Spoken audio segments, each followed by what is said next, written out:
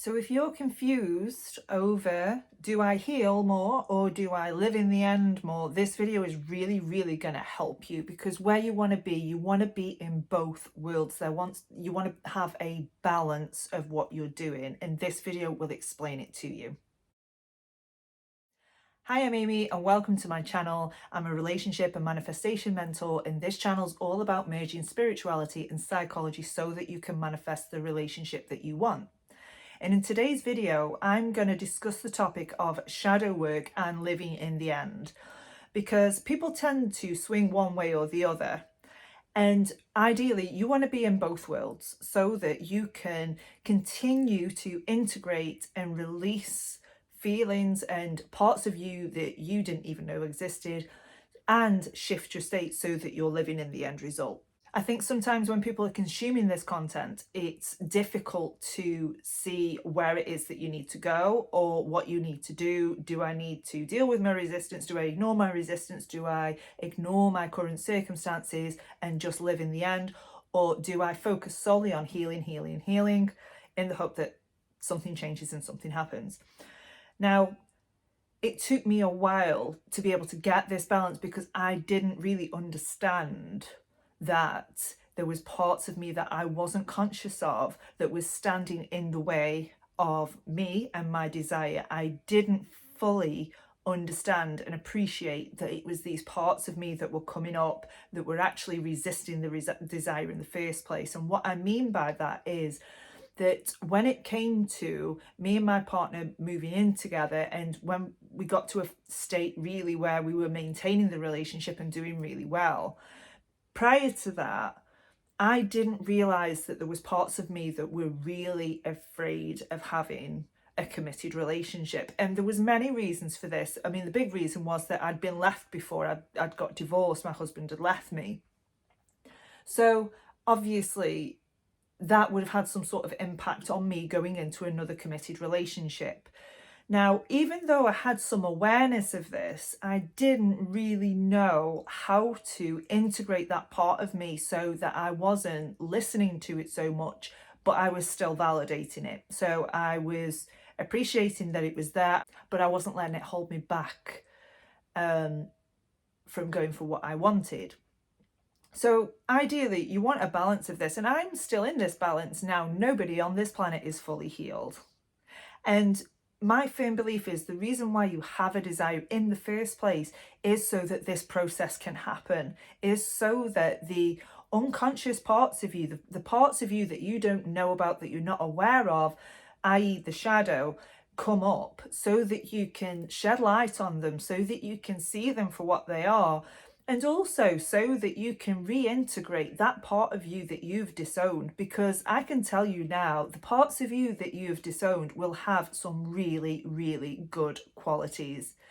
There might be a reason why you've sort of pushed it away or disowned it in the first place, but that's probably likely to do with what your environment was at the time. Maybe somebody shamed you for it. Maybe you wanted to be creative, but your family were really not, and maybe you were pushed out because of that. So there's going to be parts of you in the shadow that are going to really help you along your journey, particularly when it comes to fear. So say, for example, you have a fear of rejection.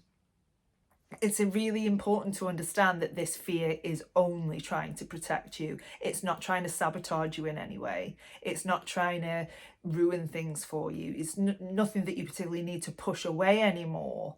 Most of us have a fear of rejection. It's just that, a small amount of us actually let it stop us from going after what we want.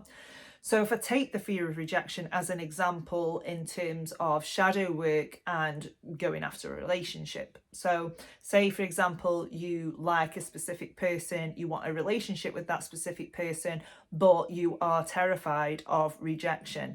Now, this part of you that's terrified of rejection will stop this from happening because it doesn't want you to feel rejected.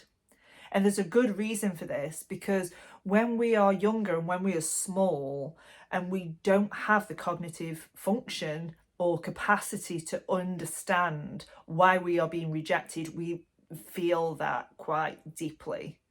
and it is an agonizing pain. So obviously when we get older, the idea of being rejected again brings us back to that small childlike self that's saying, I don't want to feel this feeling because it is so painful that I just would prefer to avoid rejection altogether. But the reality is that in life, you are going to experience a degree of rejection at some point. It's not something that's going to kill you. It's painful, but you can manage the pain. You're not a child anymore. You're in your adult mind. It is the child part of you, the child part of the shadow that is afraid of this rejection. So what your job is to do with this child part of you is to reassure it, is to nurture it, and to meet its needs. At the same time, you want to have another foot into where it is that you want to go. Now, if this fear is continually coming up for you, that is okay. It's important though to just ask yourself the question of, am I going to let this fear stop me? And the answer is probably going to be no. By having one foot into where you want to go, you are eventually going to make the desire bigger than the fear, so that you will move forward anyway, regardless of the fear. But the shadow aspect of it, the shadow work element of this, is to understand the fear, understand why you're so frightened of getting into a relationship, to validate your own feelings around this fear and to reassure it. So give it the space, let it be seen, let it be heard, let it be understood. But it's so important that you don't get drawn into it, because the moment you get drawn into it, you are giving that fear the power to control what's going on. But when you give it the space and be present with it and just observe it, you're not giving it the power.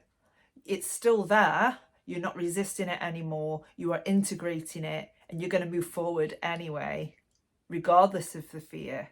But you are not letting it take over and control your actions.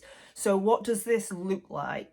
Let me just give you an example of what this might look like. So when I was moving in with my partner, I had a real fear that something was going to go wrong and he was going to leave me. So my fear was the fear of abandonment, not so much rejection. But so my fear of abandonment was being triggered quite a lot. And I was thinking, I'm going to have this thing that I've wanted for so long, and something's going to happen and he's going to walk out and leave me. And I understood that was the child, my inner child, that part of the psyche, that part of the shadow that was coming up, that was so fearful of abandonment because of what I experienced with my parents, because of what I experienced with divorce. So what my job was to really console that part of me and help that part understand that I am worthy of having a committed relationship that lasts. And here's why. And I would list all the reasons why this probably wasn't going to happen again. The fact that I'd done a lot of healing, the fact that I'm a different person now from when I was back then, the fact that I had really improved my communication skills. And by understanding all of this, and by understanding that the work that I had done had made me into a different person, I still let that fear be there, but I didn't let it control me, because what that fear wanted me to do was to stop him moving in with me. That's what that fear wanted to do. But I literally said to myself that I'm going to go through with this anyway, because that is what I want, and it's what I really know that I deserve. And eventually that fear kind of just went away. And the longer that we lived together, the more proof I have got that that is not going to happen. And that even if it did happen, I would be okay, because I'm now an adult. I'm not a child anymore. I'm not reliant on other people anymore. So if he did walk out, I would be fine. I'm not saying I wouldn't be hurt by it, but I would be okay. I would survive. So that is how I dealt with the shadow aspect and the shadow work element of manifestation. But then Once that feeling had died down, I was in a much stable place, and it doesn't take long to get back to that stable place. I could then ask myself the question, who would I be if we already lived together? What would be different about me now that we already live together? How would I feel? How would I act? What would I think if we already lived together? And those questions were enough to shift me back into the version of me that already had the thing that I wanted. So I hope that makes sense to you, and I hope it's giving you some sort of direction on what to do, because it's so confusing when you're thinking, okay, well, do I live in the end or do I need to heal?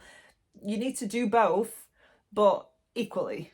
And don't make this a job. Don't make it so that, I need to fully heal before I can have this, because that isn't true either. You don't have to be fully healed to have what you want. But what you want to be is healed enough so that when you get it, you can enjoy it. You can really enjoy that relationship and not have that fear of rejection or fear of abandonment in the background that is sabotaging your relationships. So I hope that makes sense. If you like this content, please subscribe to this channel and leave a comment if you would like more videos around this subject, and I will see you in the next one.